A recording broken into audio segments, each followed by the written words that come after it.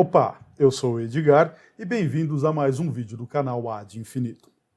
Continuamos a série sobre teoria de conjuntos e, após termos formalizado os números naturais na teoria de conjuntos no vídeo anterior, neste vídeo vamos formalizar a soma e a multiplicação de números naturais em teoria de conjuntos. Com isto, damos continuidade a esse nosso processo de formalização da matemática. Bora lá? Para formalizar a soma e o produto de números naturais em teoria de conjuntos, nós precisaremos definir soma e multiplicação na teoria de conjuntos. E soma e multiplicação podem ser vistas como sendo operações, funções entre números naturais. Para motivar a definição de soma e de produto, vamos olhar para um jogo muito simples, que pode ser jogado entre duas crianças, mas que chama atenção. É bem bobo, mas bastante útil para que a gente precise. Vamos considerar que tem um conjunto A com 5 elementos. Tem ali um quadrado, um círculo, um triângulo, um quadrado pintado e um círculo pintado. Tem duas crianças que vão fazer um jogo que é de escolher um elemento de A. Primeiro uma escolhe, devolve, depois outra escolhe, devolve e assim por diante. Há, claro, uma multiplicidade de possibilidades de você organizar este jogo e uma multiplicidade de regras que podem ser impostas. Estas restrições podem ser organizadas com o suporte da ideia de função. Com isso, nós podemos considerar uma função qualquer do conjunto A no conjunto A. Então eu vou reproduzir ali o A e vou estabelecer, por exemplo, esta correlação entre os elementos de A que formam uma função. Ah, por que isto é uma função? Vimos em vídeos anteriores que para ser uma função basta que nós tenhamos uma associação de tal modo que todo elemento do conjunto da esquerda está associado a um e só um elemento da direita. Ora, esta função h de A em A pode servir de suporte para o jogo entre duas crianças de uma maneira muito simples. Imagina que os jogadores são o João e a Maria. O primeiro movimento é do João. E ele escolhe um elemento qualquer de A, suponha que o triângulo. A Maria pode se aproveitar da função de A em A para escolher o seu objeto, para escolher o seu elemento. O João também se utiliza da função e assim, com o recurso da função H, as crianças podem ir escolhendo os elementos, obedecendo às regras, porque as regras estão mimetizadas na própria função, e isso pode continuar de um modo arbitrário, sempre sendo possível escolher um elemento de A a partir do elemento escolhido pelo adversário. O João começa, a partir da escolha inicial do João, a Maria faz a sua escolha, a partir da escolha da Maria, o João faz a sua escolha e assim sucessivamente. O elemento escolhido por um dos jogadores é sempre dependente da escolha anterior feita pelo adversário. Observe que isto pode ser reformulado de uma maneira a eliminarmos a presença dos jogadores. Nós podemos organizar o jogo como sendo simplesmente uma sucessão de jogadas em que a cada jogada é escolhido um elemento do conjunto A.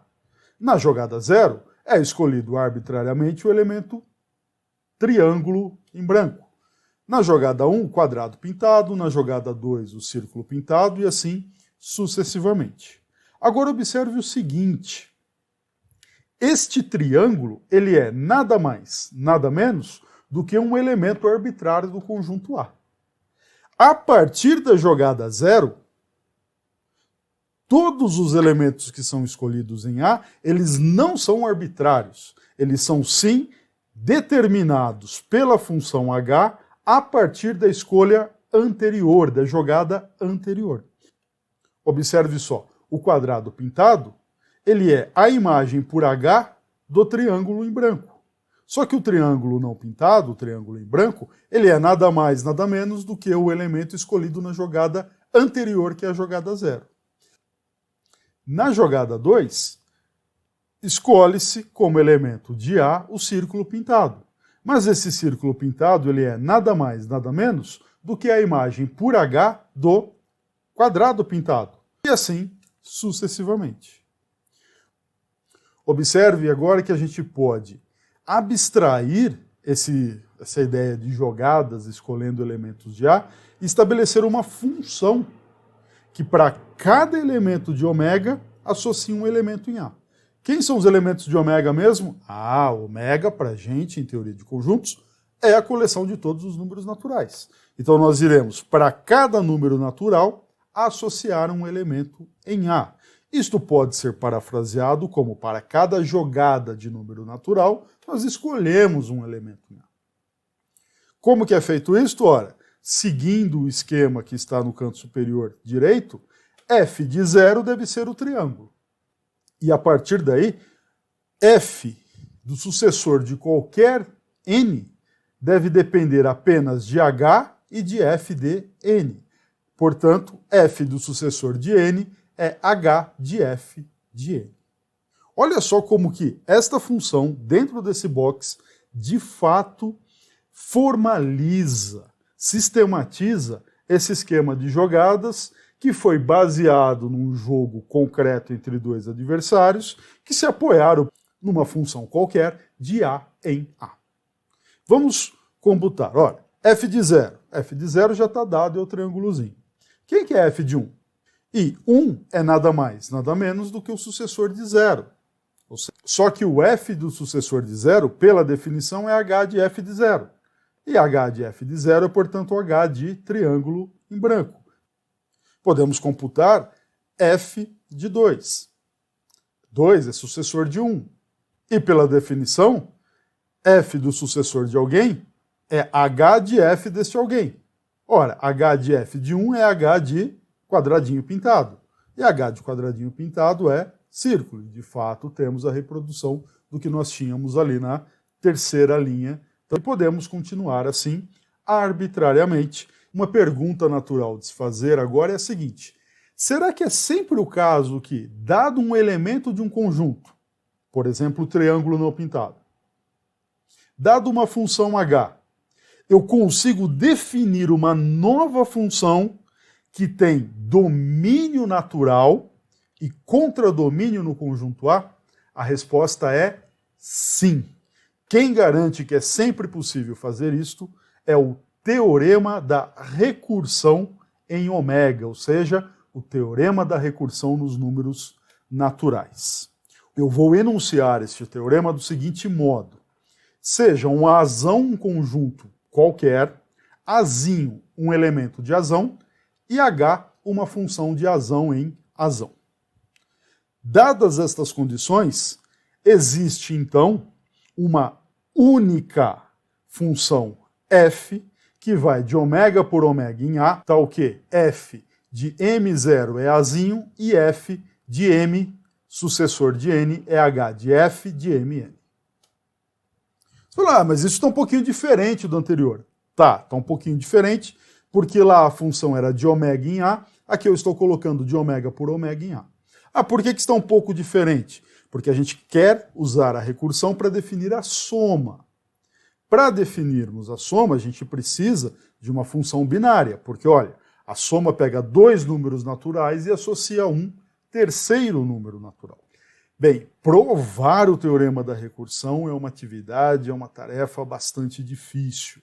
Não é simples a prova, ela tem um nível de dificuldade bem maior do que nós encontramos até o momento em nossa série. Por isso, será relegada ao final da série. Pois muito bem, como que nós podemos usar a ideia de recursão para tentar definir a soma de números naturais? Para tentar motivar, para dar uma ideia, vamos considerar uma coisa muito trivial. A gente sabe que 3 mais 2 é igual a 5. O nosso objetivo é formalizar aquela noção não formal de somar números naturais que nós aprendemos nos primeiros anos da nossa vida escolar. A ideia é a seguinte: nós vamos definir a soma sem olhar para a soma, mas olhando para outra coisa mais simples, que é a noção de sucessor, a noção de o próximo. Quer ver como que a gente pode começar a estabelecer isto? 3 mais 2 pode ser escrito naturalmente como 3 mais o sucessor de 1, porque 2 é o sucessor de 1. Agora, 3 mais 2, a gente sabe que é 5. Mas isto é a mesma coisa que o sucessor de 3 mais 1. Porque da nossa noção informal de soma, a gente sabe que 3 mais 1 é 4 e o sucessor de 4 é 5. Olhemos agora para este 3 mais 1. Ele pode ser escrito também como 3 mais sucessor de 0, que é nada mais do que o sucessor de 3 mais 0. E o 3 mais 0 é o 3. Olha então que a partir do 3, pintado em amarelo da última linha, a gente pode ir subindo até obter o 3 mais 2, que só vai ter sucessor, não vai ter soma envolvida nele. Nós podemos, deste modo, então, definir agora em azul que 3 mais 2 é o sucessor de 3 mais 1. Mas isso é nada mais, nada menos do que o sucessor do sucessor de 3 mais 0, que é o sucessor do sucessor de 3, que é o 5. Veja que bonitinho. O 5 é sucessor de 3. Mas o 5 é 3 mais 2. Deste modo, escrevemos a soma, que é uma função nova, a partir de uma função antiga, que é a função sucessor. E vamos fazer isto com um pouquinho mais de rigor, um pouquinho mais de cuidado. Eu reproduzi aqui o enunciado do teorema da recursão e podemos definir uma função sucessor de ômega em ômega, ou seja, uma função que a cada número natural irá associar outro número natural, de tal modo que esse sucessor de n é nada mais, nada menos do que o próximo, ou seja, n mais 1. Mas como que a gente representa esse n mais 1? Vimos no vídeo anterior que isto é nada mais, nada menos do que n unido com o unitário de n, que por sua vez é n mais em cima. Ah, por que você não manteve o n mais, Edgar? Escreveu o sucessor de n. Para não confundir. Como nós vamos definir a soma, e a soma é representada por essa cruzinha, é bom que ela não ocorra duas vezes para não ter confusão. Ok? Dito isto, estamos agora em condições de definir de modo preciso a soma de números naturais em teoria de conjuntos. Para isso vamos fazer o seguinte, vamos tomar o conjunto azão, que aparece no teorema da recursão como ômega, vamos tomar o azinho como sendo m, e vamos tomar a função h como sendo sucessor.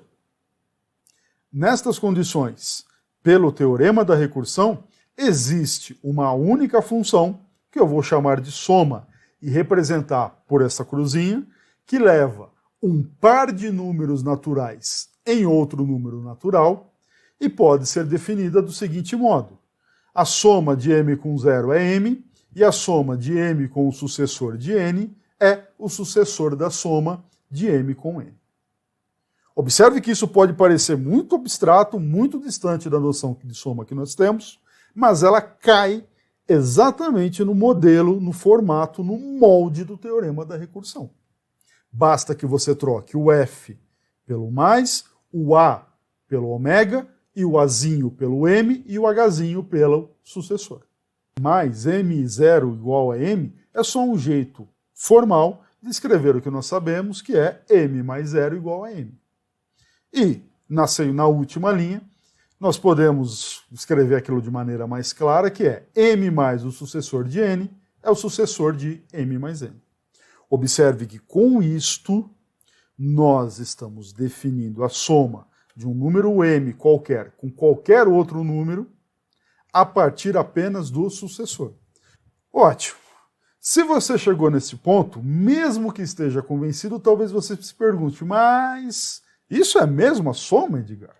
Como que eu sei que esta noção formal, definida em teoria de conjuntos, que só envolve conjuntos, veja, nós temos números naturais que são conjuntos, nós temos funções, e funções nós já vimos que são conjuntos, nós temos ali o zero aparecendo, o zero ao vazio, nós temos um sucessor de n, que é n unido com unitário de n.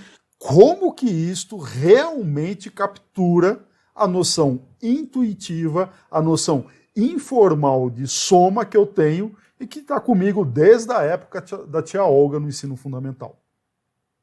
A minha resposta é, não dá para provar isso. Não dá para a gente provar que uma noção formal coincide precisamente com uma noção informal. A gente consegue demonstrar a equivalência de resultados formais, mas não conseguimos demonstrar a equivalência de um resultado formal com outro informal. Esta impossibilidade parece muito com um vídeo que já tratamos nesse canal e que eu te convido a rever, que é a tese de Church. Uma vez que é impossível provar que esta definição formal coincide com a noção informal, a única coisa que nos resta é coletar uma série de evidências de que esta definição é apropriada, no seguinte sentido: esta definição tem as propriedades que já estamos acostumados acerca dos números naturais de uma perspectiva não formal. Dito de outro modo, precisamos coletar uma série de evidências que apontem, olha, as propriedades dessa definição formal são as mesmas propriedades da definição informal com a qual você está acostumado ou acostumada. Mas antes de fazermos isto, vamos definir o produto. Para isto, utilizaremos novamente o teorema da recursão, que nos garante que existe uma única função, que eu chamarei aqui de ponto de produto, que pega um par de números naturais e associa um terceiro número natural, tal que o produto de m por 1 sempre dá m, e o produto de m com o sucessor de n dá a soma do produto de m com n e m. Ora, novamente, o que isso está dizendo? Esta soma maneira formal precisa, no molde do teorema da recursão, de escrevermos nada mais, nada menos que m vezes 1 é m, e que m vezes n mais 1, ou seja, m vezes o sucessor de n, é m vezes n mais m. Esta definição é correta, é precisa, porque nós temos o teorema da recursão que nos garante a existência desta função. Se não tivéssemos o teorema da recursão, teríamos que provar, a partir dos axiomas, a existência e unicidade do produto. Felizmente, temos o teorema da recursão. A mesma pergunta que foi feita para a soma pode ser agora feita para o produto, que nos garante que isto realmente é o produto, como estamos acostumados informalmente desde os primeiros anos de vida escolar. Bem, nós podemos mostrar que todas as propriedades que estudamos informalmente ocorrem aqui. Por exemplo, que a soma é comutativa. Podemos verificar também que a soma é associativa. Não importa se você soma primeiro n com p para depois somar m, ou se primeiro soma m com n para depois somar p. De fato, se você faz 7 mais 4 e depois soma 3, dá o mesmo resultado de somar 3 com 7 e depois somar 4. A mesma coisa vale para o produto. O produto é comutativo. M vezes n é igual a n vezes n. O produto é associativo. Multiplicar n por p para depois multiplicar por m dá a mesma coisa que primeiro multiplicar m com n e depois multiplicar por p. Podemos também misturar estas operações. Em particular, o produto se distribui com relação à soma. E quaisquer que sejam as propriedades que informalmente você conhece acerca dos números naturais, da soma e do produto deles, estas propriedades irão se repetir, irão se reproduzir, serão válidas na teoria de conjuntos com estas definições que apresentamos no vídeo passado e no vídeo de hoje. E caso você queira saber como provar estes resultados, em geral a gente faz a prova por indução. E caso tenha ficado curioso ou curiosa, te convido a assistir esse vídeo em que nós provamos que a soma de m com n é igual à soma de n com m. Para isto, fizemos uma indução dupla nos números naturais. Ótimo, então neste momento da série, sabemos que existem uma série de conjuntos dados pelos axiomas, sabemos como formalizar, como definir números naturais em teoria de conjuntos, as operações desses números naturais em teoria de conjuntos. Qual é o caminho, então, a ser seguido a partir de agora? Tem dois caminhos que podemos seguir. Por um lado, podemos verificar como definir os números inteiros, os números racionais, os números reais, os números complexos em teoria de conjuntos, assim como as operações entre esses números. Este caminho não será perseguido nesse momento. Certamente no futuro faremos novas séries especificando como construir, como definir os números reais, os números complexos, os números racionais, os números inteiros, as operações entre esses números, a partir única e exclusivamente dos naturais que nós já temos. O que nós faremos nos próximos vídeos é seguir um outro caminho. Nós exploraremos novos axiomas que fornecerão novos conjuntos que vão ampliar a nossa compreensão acerca do universo conjuntista. Ok? Mas isto é tema para próximos vídeos. Eu, por hora, vou ficando por aqui. Muito obrigado por ter assistido o vídeo até o final. Caso tenha ficado alguma dúvida, por gentileza, escreva na seção de comentários. Um forte abraço, até a próxima. Tchau.